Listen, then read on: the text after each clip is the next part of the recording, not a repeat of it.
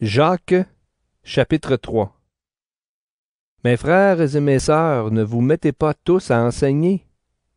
Vous le savez, nous qui enseignons, on nous jugera plus sévèrement que les autres. Nous faisons tous beaucoup d'erreurs. Si quelqu'un parle sans faire d'erreur, il est parfait, il peut être maître de tout son corps.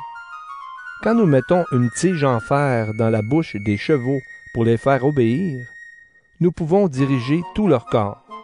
Regardez les bateaux, ils sont grands et ce sont des vents très forts qui les font avancer. Pourtant, c'est avec un petit morceau de bois qu'on les dirige et ils vont là où le pilote veut. La langue, c'est pareil. C'est une petite partie du corps, pourtant elle peut se vanter de grandes choses. Regardez, il faut seulement une petite flamme pour mettre le feu à une grande forêt. La langue aussi est comme une flamme. C'est là que le mal habite. Elle fait partie de notre corps et elle le salit tout entier. Notre langue met le feu à notre vie, de la naissance jusqu'à la mort. Ce feu vient du lieu de souffrance lui-même. Les êtres humains sont capables de faire obéir tous les animaux, bêtes sauvages et oiseaux, serpents et poissons. Mais la langue, personne ne peut la faire obéir. C'est une chose mauvaise qui ne reste jamais tranquille, et elle est pleine d'un poison qui donne la mort.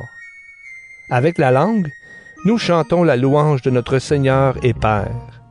Avec elle aussi, nous jetons des malédictions aux êtres humains que Dieu a faits à son image. Bénédiction et malédiction sortent de la même bouche? Mes frères et mes sœurs, cela ne va pas. Est-ce que la même source fait couler de l'eau douce et de l'eau amère? Est-ce qu'un figuier peut donner des olives? Est-ce qu'une vigne peut donner des figues? De même, une source d'eau salée ne peut pas donner de l'eau douce. Est-ce qu'il y a quelqu'un de sage parmi vous? Est-ce qu'il y a quelqu'un d'intelligent? Alors il doit le montrer par sa bonne conduite, par des actes faits avec douceur et sagesse.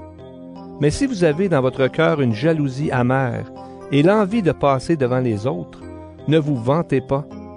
Ne dites pas de paroles contraires à la vérité. Cette sagesse-là ne vient pas d'en haut.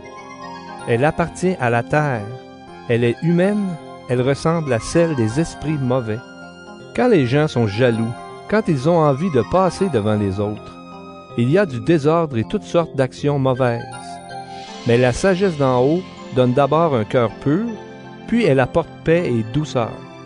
Elle cherche à unir, elle est pleine de bonté et elle produit des actions bonnes. Elle ne fait pas de différence entre les gens et elle n'est pas fausse. Ceux qui aiment la paix répandent la paix autour d'eux, comme des semences, et les fruits qu'ils récoltent, ce sont des actions justes.